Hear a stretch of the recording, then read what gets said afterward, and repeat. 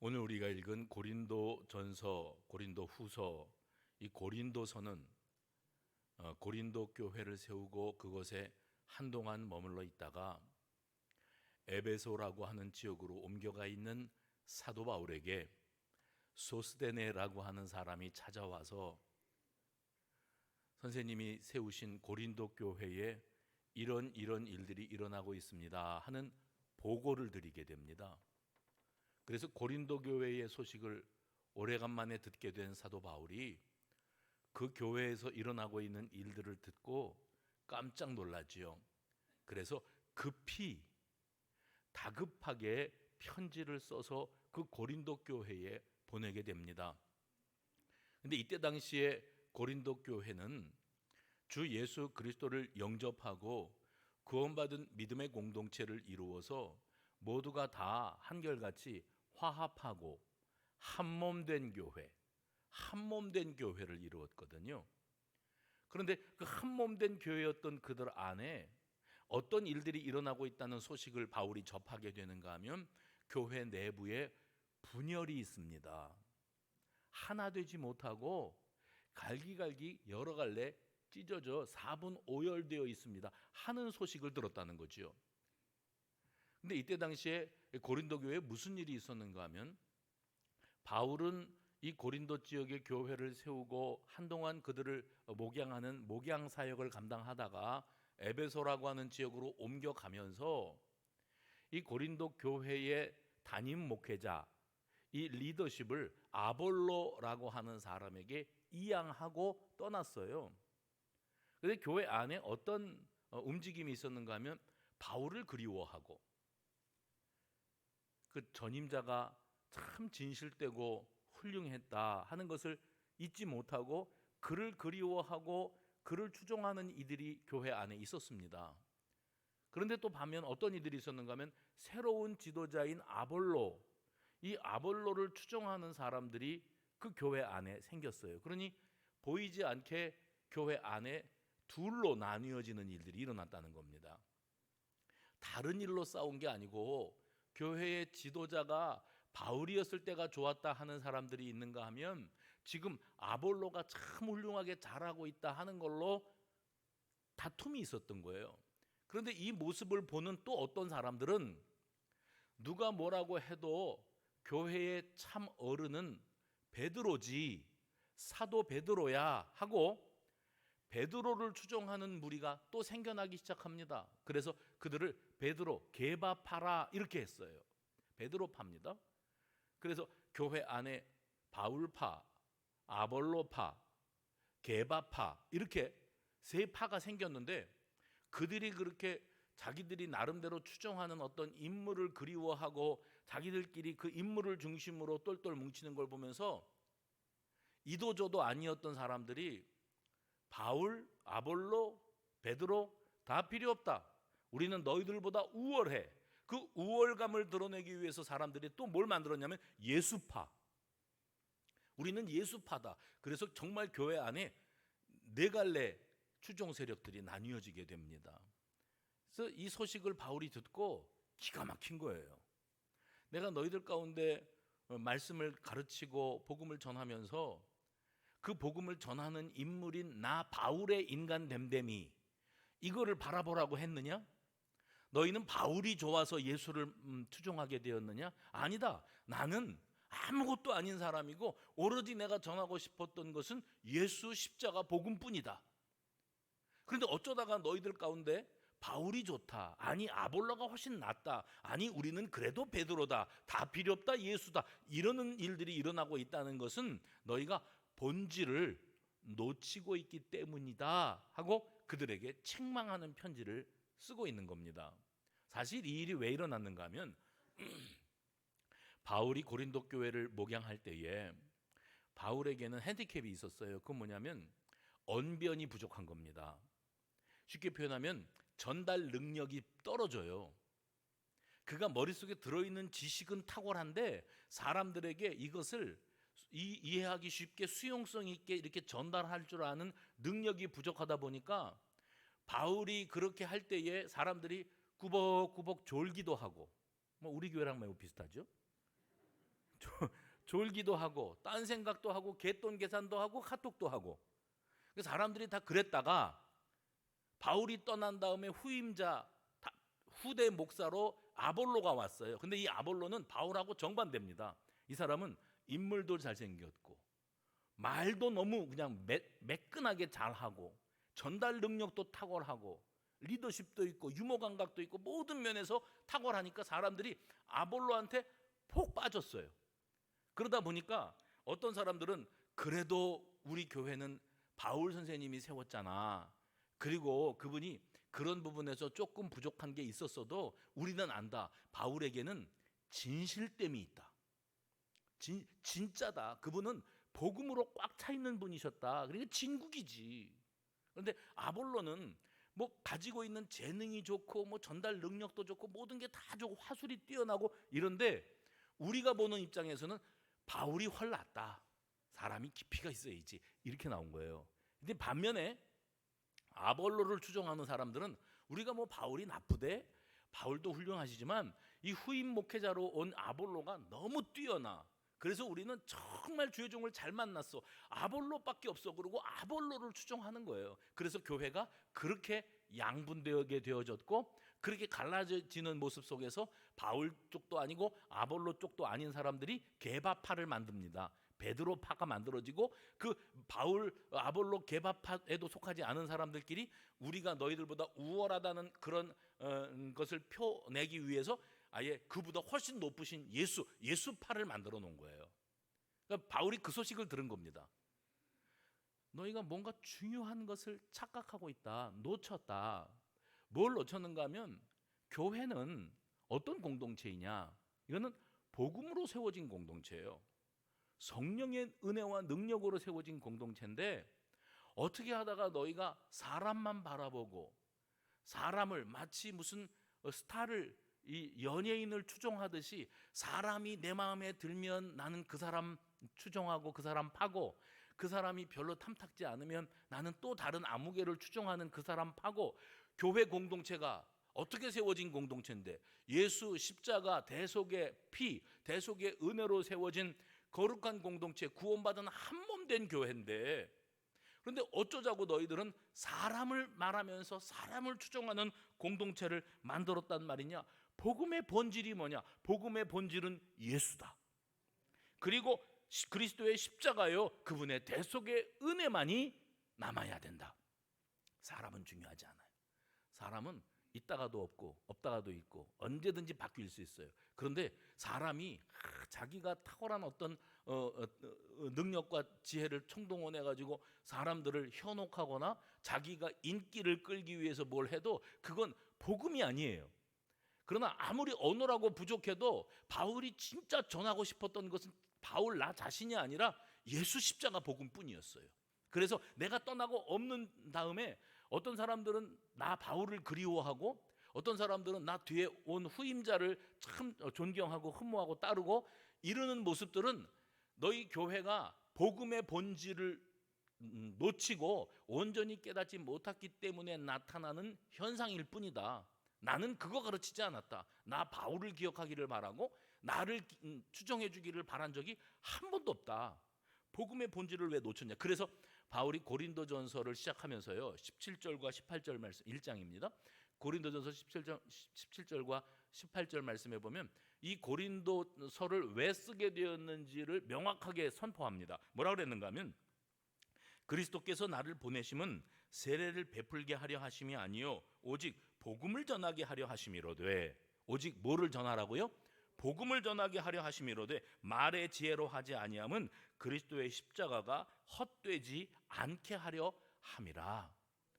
뭐 뻔지르르하게 전했든지 어눌하게 전했든지 십자가와 복음만 남았으면 되는 건데 너희는 사람만 바라보고 있구나. 그러면서 18절 고린도전서 1장 18절 십자가의 도가 멸망하는 자들에게는 미련한 것이요 구원을 받는 우리에게는 하나님의 능력이라.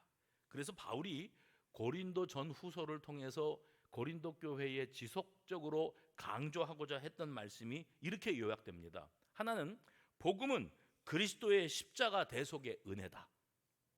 해봅시다. 복음은 그리스도의 십자가 대속의 은혜다. 그리고 또 한 가지는 십자가의 도야말로 우리에게 임하신 하나님의 능력이다. 또 한 가지는 주의 종들이 전하는 것은 십자가에 못 박히신 그리스도뿐이다. 그리고 그래야만 한다. 이게 바울이 강조하고 있는 내용입니다. 사실 이 말씀들을 보면 당시의 고린도 교회 내에 일어났던 분열 양상, 이것은 십자가 복음의 핵심을 놓쳤기 때문에 그 부수적인 것들로 목숨을 걸고 그것 때문에 감정 싸움하고 분열되게 될 수밖에 없었던 참 비극적인 현실을 말씀하고 있습니다. 또한 고린도 교회 안에는 이 분열 운동, 분열만 있었던 것이 아니고 교회 내부에서 세상 법의 잣대를 들이대면서 서로 갈등하고 분열되는 과정 가운데 재판을 걸어요. 송사를 하는 일들도 자행되었고, 또 교회 안에서 음행, 더러운 짓을 행하면서도 이게 아무렇지도 않은 것처럼 이렇게 버젓이 행하여지는 이런 부패 타락상까지 벌어지고 있었습니다. 성도가 되면 절제하고 그리고 경건하고 거룩하게 살아야 구별된 성도의 마땅한 모습이겠건만, 저들은 무절제하고 음행으로 육신의 욕망을 따라 살아가는 일을 주저하지 않는 변질되고 타락한 교회로 전락하고 말았습니다. 여러분 보세요. 세상이 다 점잖고 도덕적이고 거룩하고 성결하면 그 가운데 어떤 사람이 부도덕하고 무절제하고 또 타락한 삶을 살면 사람들이 그 한 사람이 눈에 확 띄니까 다 같이 그렇게 말할 겁니다. 너는 왜 그렇게 사냐? 부끄러운 줄도 모르느냐? 그건 정상이 아니라는 사실을 너는 왜 깨닫지 못하느냐? 책망할 거예요. 그런데 여러분 반대로요. 세상이 다 부도덕하고 다 똑같이 썩어가고 부패하고 타락하고 음란하게 살아가는데 어떤 한 사람이 구별되이 살고 거룩하게 살고 성결하게 살고 그렇게 살면, 대다수가 그렇게 사는데 누가 유별나게 그렇게 살면 그를 향하여 남들이 다 이러고 사는데 너가 뭐 그렇게 잘났다고 그렇게 별나게 사냐? 그리고 그 사람을 아마 책망하려고 들 거예요. 너만 천사인 줄 아느냐? 그런다고 누가 알아주기나 하냐? 하면서 그를 비아냥될 겁니다. 지금 우리 사는 세상은 후자에 가깝습니다. 무슨 말이죠? 다 썩어가고 다 부도덕하고 다 인간성을 상실하는 거죠. 예전에는 과거의 잣대로는 어떻게 인간의 탈을 쓰고 그럴 수 있냐, 사람들이 깜짝깜짝 놀랄 일들을 지금 시대는요 아무렇지도 않게 자행하고, 그것도 한둘이 그러는 게 아니라 많은 이들이 그러고 사니까 세상의 윤리 기준이 바닥을 치는 거예요. 그래서 다들 그러고 사는 거구나. 예전에는 어른들은 있을 수가 없는 일이라고 했는데 지금은 의례 다들 그러고 사니까 누구 한 사람이 거룩하고 성별되이 살려고 그러면 별나다 그래요. 유별나다 그래요. 남들도 다 그러지 않게 사는데 왜 너만 혼자 그런다고 세상이 달라지냐? 이렇게 비아냥거립니다. 지금 우리 사는 세상이 후자라니까요. 이 세상은 기본 질서와 또 인간성 그리고 양심이요. 이 세상에는 양심이라는 게 있어요. 인간된 인간다움의 양심이라는 게 있고요. 신앙인들에게는 신앙 양심이라는 게 있어요. 해볼까요? 신앙 양심. 근데 그 양심이 화인 맞았다 그러죠. 마비되어 버렸어요. 그래서 예전에는 부끄러운 줄도 알고 하나님 앞에 벌 받을까 봐 두려워할 줄도 알았는데 지금은 천연덕스럽게 그러고 살면서 얼굴에다가 철판을 깔았어요. 그리고 다들 그러는데 예수 믿는다고 뭐 별거냐? 예수 믿으면서도 할짓 못할짓 다 그들 살아. 그리고서도 목사도 하고 장로도 하고 다 해. 근데 너 혼자 뭐 별나게 구냐? 이게 이 사회의 지금 가치 기준이고 도덕 기준이라면, 그러면 이 사회는 지금 정말 심각하게 부패하고 썩어가고 있는 거죠.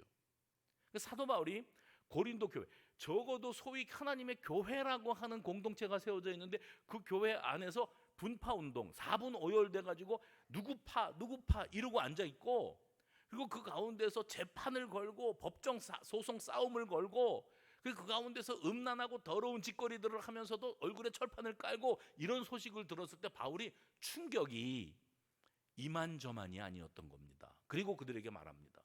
본질에서 떠난 교회, 본질에서 떠난 성도가 어디까지 부패하고 어디까지 타락하고 어디까지 비인간적인 모습으로 전락할 수 있는지. 사람에게는 이성이라는 게 있거든요. 이성이 육신의 욕망, 동물적 본능을 통제하기 때문에 인간다운 인간이 되는 겁니다. 그런데 그 인간다운 인간으로서 사는 것이 포기가 되어지니까 그 다음에는 영성, 하나님의 백성으로서 어찌 살아야 되겠는가 하는 도덕적 기준이 다 와해돼 버렸어요. 그래서 그리스도인은 세상 사람들과 달라야 된다. 이 구별됨이라고 하는 거 있잖아요. 이 구별됨이라는 개념을 우리가 모르지 않습니다만은 뭐가 구별되어야 되는지, 어떻게 사는 것이 구별된 그리스도인의 삶인지에 대한 나름대로의 기준이 우리 모두가 다 없는 겁니다. 왜요? 세상이 다 그렇게 돌아가니까, 다 그렇다고 하니까. 그래서 인간미는 사라지고요, 점점 이 컴퓨터에다가 다 맡기는 겁니다. 그래서 AI, 인공지능이 나오면 그것을 통해서 사람들이 뭐든지 다 해결할 수 있다고 생각을 하고요. 그리고 그것의 통제를 받고 삽니다. 예전에는 자녀가 많은 가정을 보면 보통 7남매, 8남매, 12남매까지 봤습니다만은, 그러면 다복하다 그랬어요. 지금 시대는요, 애를 셋, 넷만 낳아도 미련하다 이래요. 어쩌려고 저러냐, 뒷감당을 어떻게 하려고, 애 하나 키우는데 몇 억대가 들어가는데 저걸 어떻게 뒷감당을 하려고 저렇게 낳아놓기만 했냐, 무책임하다 그래요. 그리고 안 낳고 살 수도 있고 안 낳고 사는 것도 괜찮은 선택이라고 여깁니다. 예전에 어른들 같으면 깜짝 놀라 뒤로 자빠지실 일이에요. 안 낳고 사는 것도 괜찮다. 우리 둘이서 즐겁게 엔조이하면서 살다가 펑펑 쓰고 여행 다니고 좋은 거 맛있는 거 먹고 취미생활 하다가 그리고 그냥 떠나면 끝이지, 이렇게 여기는 이들이 적지 않아요. 근데 이게 한두 부부의 선택이 아니고 젊은 많은 부부들이 이런 선택들을 해요. 가치관들이 달라졌기 때문에. 그렇기 때문에 인구 절벽도 나오고 가정의 가정됨이라고 하는 것이 무엇인가에 대한 개념 자체가 다 무너지고 많은 겁니다. 그래서 과거에는 죄악으로 여겼던 것들이 지금 시대에는 그게 죄가 아니에요.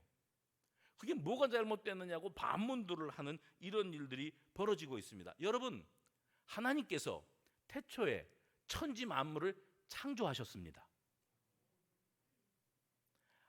하나님께서 처음부터 가르쳐 드려야 돼요. 천지 만물을 하나님이 창조하셨어요. 말씀으로 창조하셨어요. 그리고 하나님께서 당신의 형상대로 흙을 빚어 인간을 만드셨어요. 그때 그를 사람이라 이렇게 했어요. 사람이라. 그리고 그 사람을 깊이 잠들게 하시고 갈빗대를 취하셔서 하와를 만드셨어요. 여자를 만드셨어요. 그래서 데리고 오셔서 둘이 한 몸을 이루게 결혼을 시키셨어요. 그래서 가정의 탄생, 부부의 만남과 결혼은 성경입니다. 하나님의 창조 디자인에 들어있는 일입니다. 그래서 가정은 누가 만들었냐? 하나님이 만드셨어요. 그러면 남자와 여자는 누가 만드셨나? 하나님이 만드셨어요. 중간은 없어요. 다시요. 하나님은 남자와 여자만 만드셨어요. 중간은 없어요. 그래서 저도 아이들을 키웁니다마는, 아빠, 우리 친구가 남자아이죠? 남자를 좋아해. 세상에 그런 아이들도 있어. 예전에는요, 남자가 남자를 좋아해? 여자가 여자를 사랑해? 그건 비정상이었죠. 예전에 그랬습니다. 지금은요, 그것은 인권의 문제고 평등의 문제라 이래가지고 남자가 남자를 사랑할 수도 있지, 여자끼리도 부부가 될 수 있어. 가치관이 이렇게 돼요. 아까 제가 그 말씀드렸죠? 다 그렇다 그러면 정상이 비정상이 돼버리는 시대예요. 지금 우리 사회가 그렇습니다. 이 젠더 갈등, 선거 때마다 이슈가 되어지는 이 모든 것에서 여러분이, 그거는 한치도 양보할 수 없는 가치 기준인데, 그건 뭐냐면, 하나님은, 해봅시다, 하나님은 남자와 여자만 만드셨습니다. 그리고 그 남자와 여자가 한 몸을 이루는 게 가정이에요. 그 이외에는 없어요. 없어요. 근데 희한한 가정의 탄생이 많습니다. 희한한 가정. 그런데 문제는 뭐냐면 우리 다음 세대들이 세뇌를 당하고 있다는 거예요. 그래서 이 젊은 세대들은 가치관이 뭐냐면 나는 안 그렇지만 내 친구가 여잔데 여자를 좋아하는 여자야, 남자를 좋아하는 여자, 아니면 그 내면에 남성인데 육신은 남성인데 여성성으로 꽉 차 있거나 육신은 여성인데 남성성으로 꽉 차 있는 사람을 내가 알아. 그런데 걔도 특별히 이상한 건 없고 그냥 성적인 지향점이 그렇더라고. 그걸 어떡하겠어. 자기는 자기 생긴 대로 취향 따라 살다가 가는 거지. 나만 아니면 되지. 이 정도까지 무너져 있어요. 다 이해가 된대요. 양보할 수 있대요. 그래서 누가 남자끼리 결혼해서 가정을 이루어 부부가 됐다, 여자끼리 부부가 됐다, 가정을 이루었다 그래도 우리는 그게 뭔데 그러겠지만 젊은 세대 가운데에는 그건 그럴 수도 있다. 이건 인권의 문제다. 이거는 평등의 문제다. 이렇게 받아들이는 이들이 생겨나기 시작합니다. 그런데 그것이 보편화되고 일반 상식화되어 버리는 세상이 되어 버리면 그 다음에는 남자와 여자가 결혼해서 부부가 되고 가정을 만들고 아이를 낳고 사는 가정이 특이한 가정, 희한한 가정이 되는 시대가 된다는 거예요. 왜요?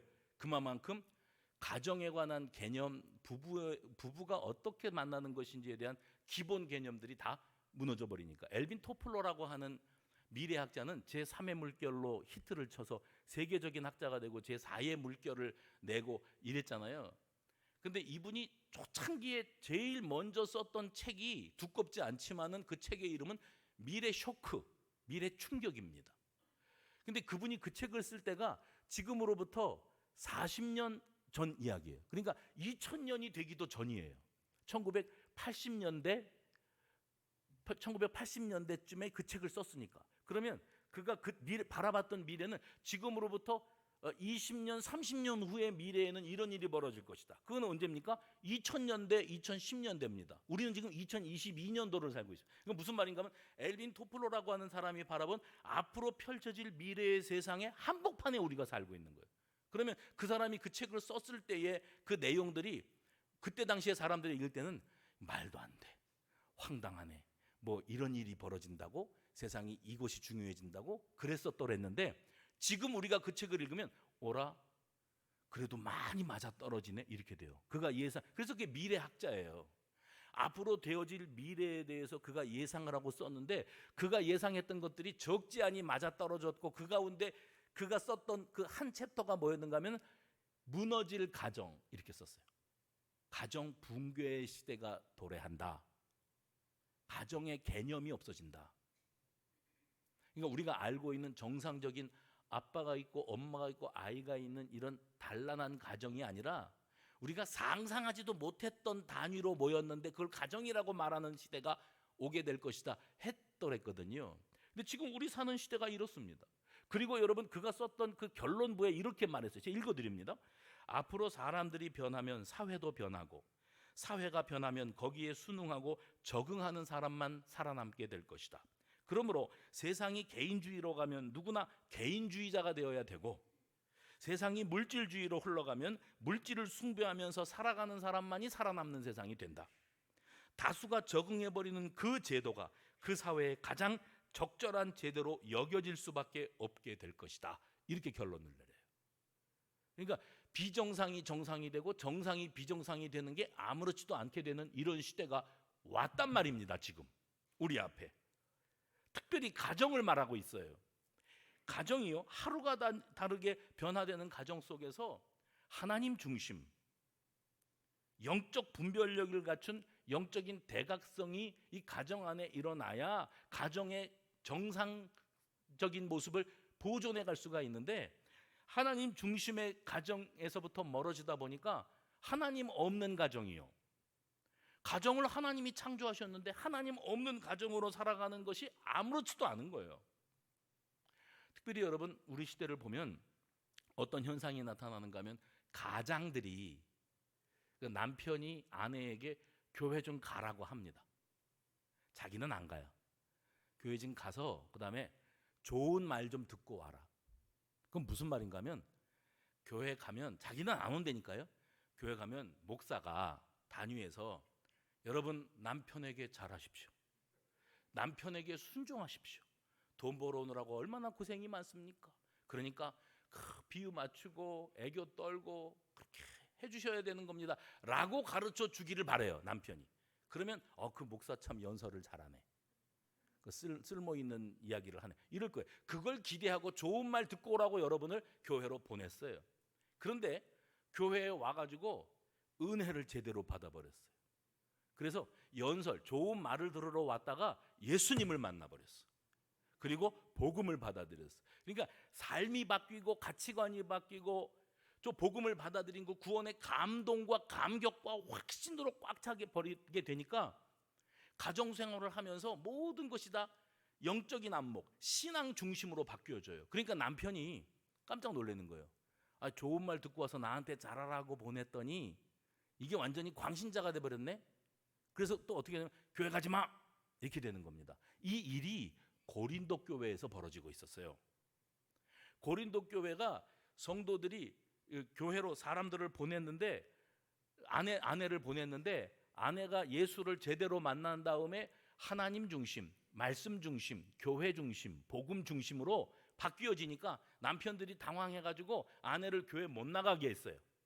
못 나가게 하니까 아내들이 반발하고 아니 나는 그래도 나가. 너 그러면 나랑 안 살아도 갈 거야. 안 살아도 가. 이 정도로 세게 나오니까 남편들이 당황하는 거죠. 그래서 부부지간에 가정 안에 충돌이 일어났어요. 이게 이제 고린도 교회 안에 일어났던 그런 현상들이었습니다. 지난 주일날 제가 말씀을 전하면서 누가 저들의 참 스승인가 하는 제목으로 말씀을 드렸어요. 그러면서 이스라엘 백성들이 가정 교육을 할 때, 가정을 이끌고 나갈 때 그 가정에서 담임 교사는 누구냐면 가장이라 그랬어요. 선생님이 가르칩니까? 주일학교 교사가 가르칩니까? 그 특별한 학자가 가르칩니까? 아니요. 선생님은 부모예요.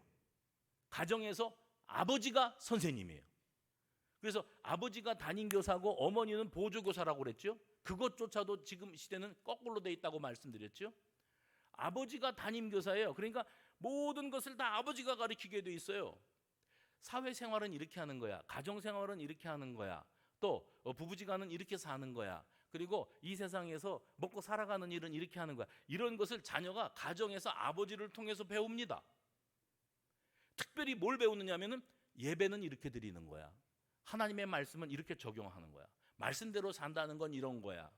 이런 것을 아버지가 삶을 통해서 가정에 아내와 아이들에게 전달을 하면서 가정이 신앙의 공동체로서의 가정으로 견고하게 세워졌었어요.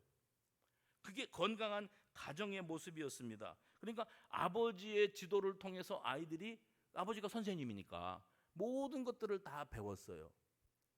근데 지금 이스라엘 백성들 속에 부부가 어떻게 살고 가정이 어떻게 꾸려져 가야 되는지에 대한 이 가치 기준이 이 고린도 교회 시대에는 붕괴되기 시작을 했던 겁니다. 시편 127편 1절에 보면 여호와께서 집을 세우지 아니하시면 세우는 자의 수고가 헛되며 여호와께서 성을 지키지 아니하시면 파수꾼의 깨어 있음이 허사로다, 헛되다 이랬어요. 그 뭐냐면 가장이 머릿속에 어떤 마인드를 품고 있어야 되는가 하면 우리 가정은 내가 가장이지만 진정한 가장은 살아계신 하나님이시다. 그래도 이건 아멘을 좀 하세요. 진짜 가장은 하나님이시고 우리의 진정한 스승은 예수님이시다. 이 관념을 머릿속에 꽉 채우고 있다 보니까 여호와께서 우리 가정을 지켜주셔야 돼. 하나님이 우리 가정을 세우셔야 되고 너희들의 인생의 미래도 하나님의 손에 있어.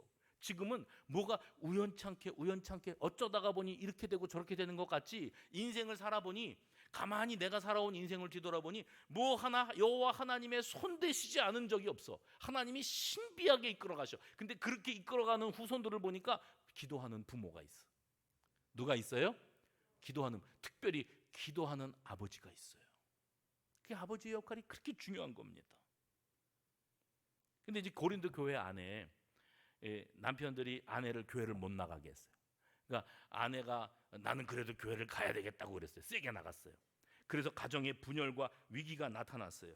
이런 변화를 바라보면서 사도 바울에게 이 교회 안에 가정들이 위태위태합니다. 또 자꾸 다툰답니다. 믿지 않는 남편과 믿는 아내, 뭐 반대로 믿는 남편과 믿지 않는 아내들의 갈등이 너무나 큽니다. 그랬더니 바울이 편지 쓰기를 뭐라고 했는 줄 아세요?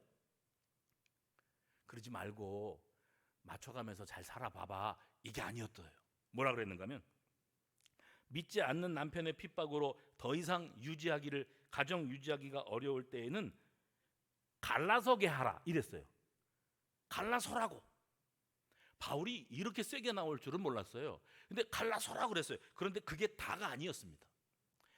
정 못 견디고 못 참겠으면 갈라서는 거지. 그러나 해봅시다. 그러나 들으십시오. 갈라서는 게 능사가 아니고 그 다음에 뭐라고 말했냐면 가족 중에 믿지 않는 사람이 있어서 고통을 겪게 될 때 이게 뭐 가치관도 안 맞고 뭐 말도 안 통하고 누가 뭐라고만 말을 하면 사사건건 말꼬리 붙잡기. 아니 그러지 않아요. 다른 집들은 웃어가면서 화목하게 사는데 우리 집은 왜 얼굴만 보면 싸우냐. 그런 분들 계시죠. 저한테 윙크 한 번씩 해보세요. 우리 집안이 그런 집안이라고. 그러니까는 뭐가 안 맞아도 정말 안 맞아. 그러니까 이제 그것을 요약하느라고 성격이 안 맞아서 못 살린다 그러는 거예요. 성격.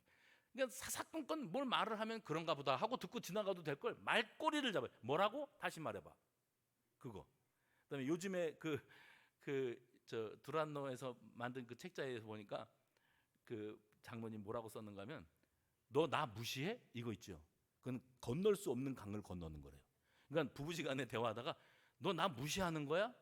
남편이 아내가 남편에게 이렇게 나왔을 때는 그 다음에는 심각해지는 거랍니다. 그러니까 그 소리는 서로 인정받고 싶고 자존감을 지키고 싶은데 배우자에게서부터 이게 짓밟히는 거예요. 못 견디겠는 거예요. 그래서 갈라서는 거죠. 근데 바울이 뭐라냐면 영 믿지 않는 배우자 때문에 힘들면 갈라서라 그래. 그런데 나누어지는 능사가 아니라 힘든 것을 회피하기 위해서 힘들지요. 안 맞으니까 힘든 것을 회피하고 이꼴저꼴 안 보기 위해서 나누어지는 것으로 문제가 해결된다면 좋겠는데 그 데미지가 너무 커요. 그렇죠? 그래서 뭐라고 말했냐면 이거는 기억해야 된다. 꼭 기억해라. 그게 뭐냐면 먼저 믿는 한 사람으로 말미암아 온 가족이 거룩해져 갈 수 있다. 다시요. 너 먼저 믿는 너 한 사람으로 말미암아 너를 이해하지 못하는 온 가족들이 거룩해져 갈 수 있다. 또 한 가지는 먼저 믿는 한 사람으로 말미암아 온 가족이 다 구원받을 수 있다. 그런데 그걸 포기하는 거야. 세상에 믿지 않는 사람들을 쫓아가서도 전도지 주면서 예수 믿고 구원받으세요 그러는데 네 한 울타리에 맡겨준 전도 대상자, 불쌍한 영혼, 방황하는 영혼, 세상의 가치관에 물들어서 예수 예자도 모르고 신앙의 신자도 모르는 그 불쌍한 영혼에게 네가 아유 안 맞아 너랑 나랑은 갈라서 그리고 안 보고 사는 것이 능사가 아니고 그 영혼을 살릴 수 있었다. 구원할 수 있었어. 근데 그 구원이 하나님께서 이 가정에 너를 선교사로 그 축복의 통로로 파송해 놓으셨는데 그 사명을 외면하는 거야. 가정을 포기하는 것은. 그래서 바울이 지금 말하고자 하고 있는 말씀의 핵심은 뭐냐면 가정은 절대로 깨지 마라. 아멘 안 할 줄 알았어요. 나를 째려봐야 네가 우리 집에 와서 같이 살아봐 저 인간하고 그러는 것 같아. 바울이 그랬어요. 바울이 힘드냐? 갈라서. 근데 그게 능사가 아니야. 가정은 절대 깨는 게 아니다. 우리 중에 배우자가 믿지 않아서 고통 겪고 있는 가정들 많고, 아니 오히려 부모가 예수를 그렇게 잘 믿는데 애들이 예수를 안 믿어가지고 참 힘들어하는 가정도 있고 안타깝지요. 신앙이 안 들어가. 좀처럼 신앙이 안 들어가. 그 다음에 자녀들이 그렇게 열심히 믿고 확신이 있고 체험이 있는데 부모가 맹숭맹숭해. 니들이나 열심히 해. 우리는 이제 다 살았어. 지옥이 있다 그러면은 뭐 가봐야 알겠지만 지옥이 있다 그러면 지옥 가야지 뭐 어떡하겠냐. 근데 내가 생각하기엔 죽으면 끝인 걸. 그러니까 나는 이 땅 위에서 재미 보고 즐기고 죄 짓고 살다가 지옥 있다 그러면 지옥 갈게. 이러는 죄송합니다. 이러는 인간들이 너무 많아요. 그러니까 이 가정의 불화함, 영적으로 맞지 않아서 힘들어하는 그런 가정들이 많은데, 제가 단호하게 말씀드릴 수 있는 것은 그런 가족들을 참고 기다려주면서 기도함으로 축복의 통로, 선교사로, 가정 선교사로서의 저와 여러분에게 주어진 사명이 감당되어질 때 그 수고와 인내는 결코 헛되지 않을 줄로 믿으시기를 바랍니다. 왜요? 하나님은 그 사람을, 먼저 믿은 여러분을 가정 제사장으로 세웠기 때문이에요. 그래서 구원 받는 과정을 보면 구원은 단번에 받습니다. 그게 뭐냐면 예수님께서 내 죄를 대신 짊어지시고 십자가에 달려서 죽으셨기, 대속의 죽음이지요. 나 같은 죄인 살리시기 위해서 십자가에 예수님이 대신 죽으셨다는 게 확 믿어져. 어느 날, 예?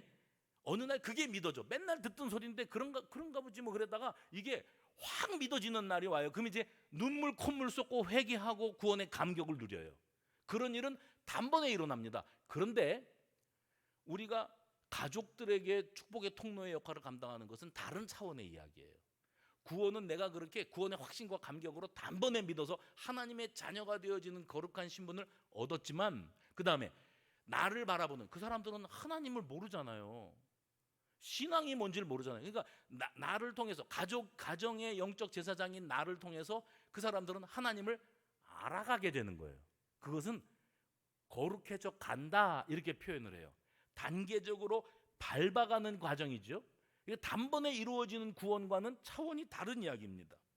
디모데전서 4장에 보면 뭐 먹어도 되는 음식, 먹어도 먹지 말아야 될 음식, 그 계명과 규례에 다 있었는데 이 모든 음식이 다 깨끗해요. 이제 뭐든지 다 먹어도 돼요.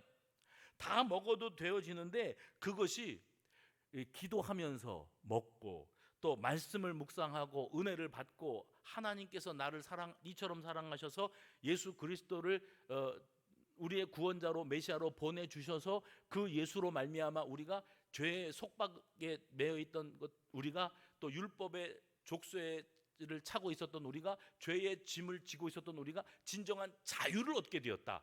이게 깨달아지는 것은 과정이에요.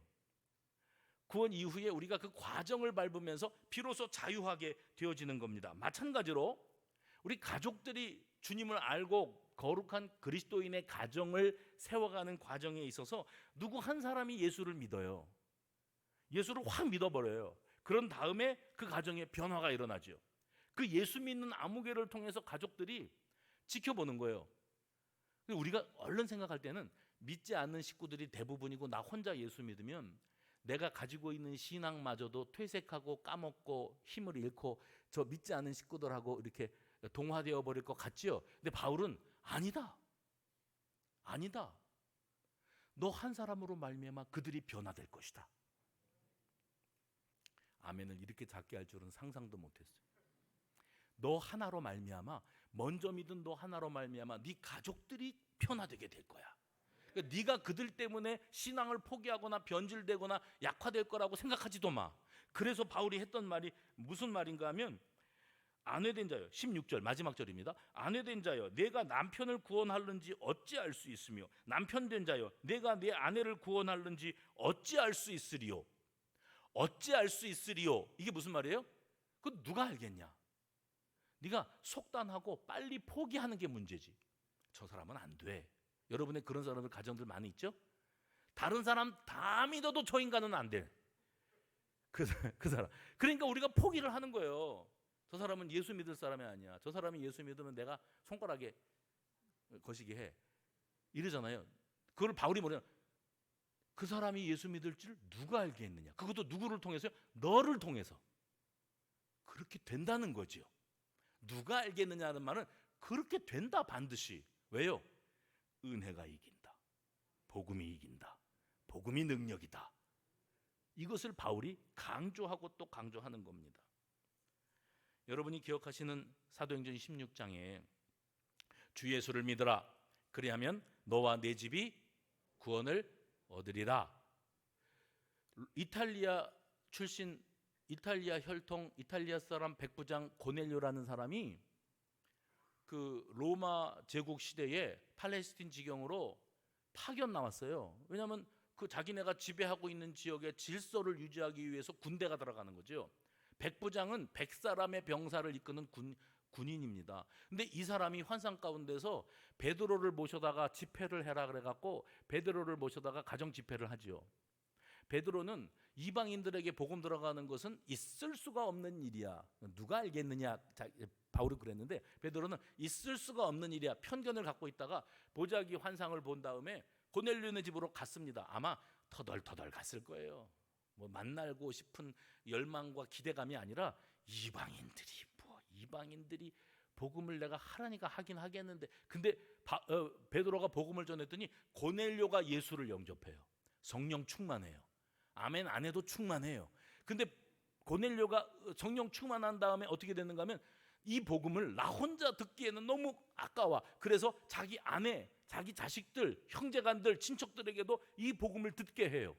다 뒤집어졌어요. 자기가 데리고 있는 병사들까지도 복음을 듣게 해요. 다 뒤집어졌어요. 성령이 이렇게 강하게 임재하고 역사하시는 걸 처음 봤다. 저들이 다 깜짝 놀라요. 그 다음에 자주색 옷감 장사 루디아라고 하는 여인이 장사하러 남의 도시에 왔다가 사도 바울을 만납니다. 인간적으로 봐서는 우연한 만남입니다. 그래서 강가에서 사도 바울이 말씀 전하는 소리를 가만히 저만치에서 듣고 있었는데 마음속이 뭉클하고, 여러분 은혜 받는 단계입니다. 가슴이 뜨거워지고 뭉클하고, 그러니까 맹숭맹숭 듣고 있는 거하고는 차원이 다르죠. 언젠가 여러분에게도 그런 은혜가 반드시 있을 줄로 믿습니다. 뜨거워지고 뭉클해져 가지고 견딜 수가 없어요. 그래서 이 복음을 자기도 가족들에게 전하고 싶었어요. 가족에게 전했더니 가족들이 다 예수 영접했어요. 이게 다 뭐예요? 누구 한 사람이 충만하고 하나님이 그 속에 영으로 찾아 들어가시니까 한 사람의 변화가 가정의 구원, 가정의 변화로 이어지는 역사.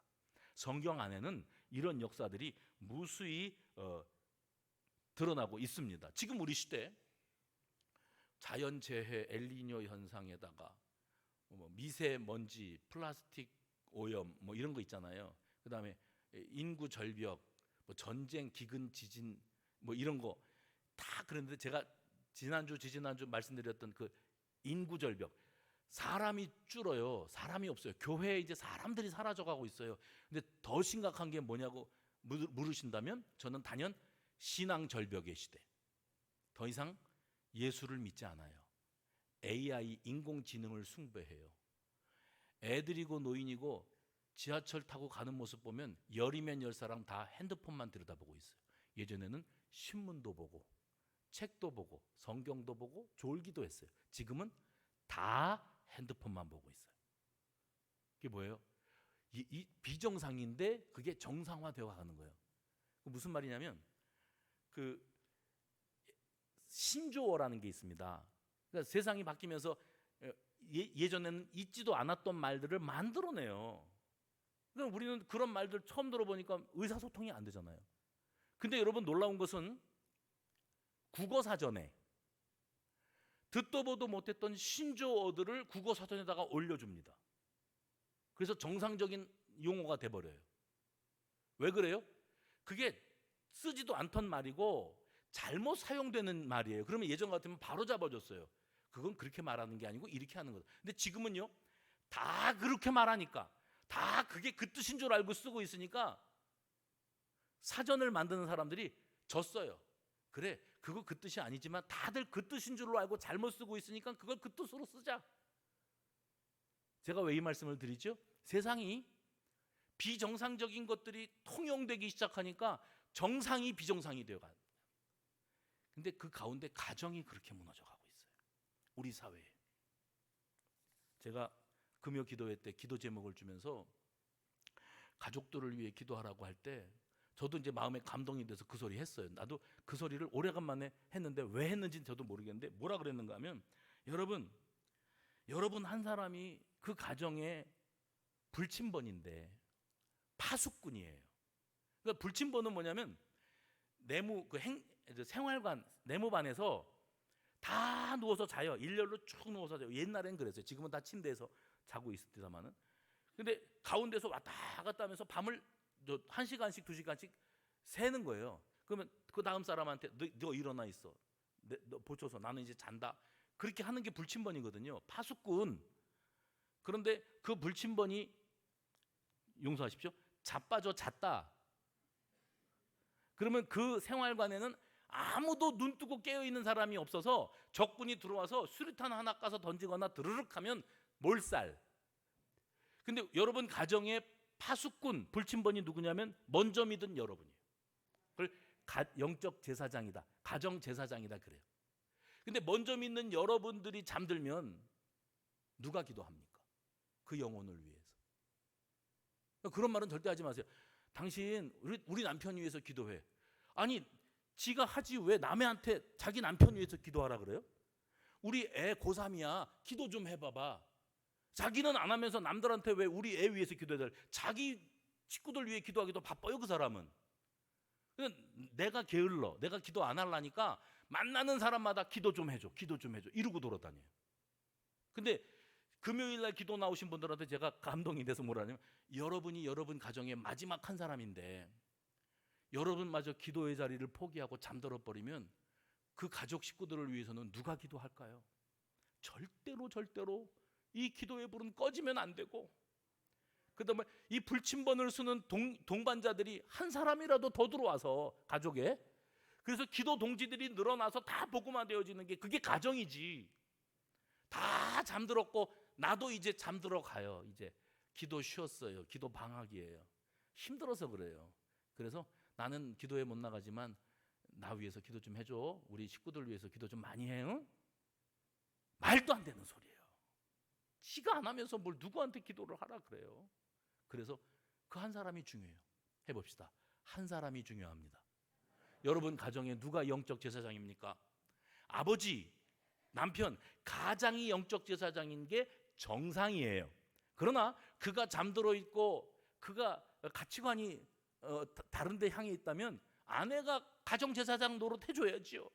엄마 아버지가 그거 해줘야 되는데 주무시고 계시면 자녀라도 그걸 해줘야죠. 누군가는 깨어 있어야지. 그 가정 제사장의 사명이 살아 있으면 그 가정은 소망이 있습니다. 그런데 예배당에는 열심히들 몰려 나오고 왔다 갔다 하는데 그 가정을 위해서 정말 하나님 앞에 무릎을 꿇고 기도하는 사람 한 사람 없다면 그 가정은 예배는 열심히 참석하고 있으나 미래는 없어요. 죄송하지만 미래가 없어요. 그게 지금 이 시대 신앙 절벽의 시대의 현실인 겁니다. 바라기는 이 자리에 참여한 우리 모든 수성 가족들의 가정이 이 자리에 계신 분들이 그 가정의 영적 제사장이 되시고 여러분으로 말미암아 그 가정의 거룩함, 성결함, 구원의 감격이 흘러 들어가서 온 식구들이 가족을 위하여 기도하고 자신의 인생을 위해 기도하는 살아있는 가정을 이루게 되시기를 주의 이름으로 축원합니다.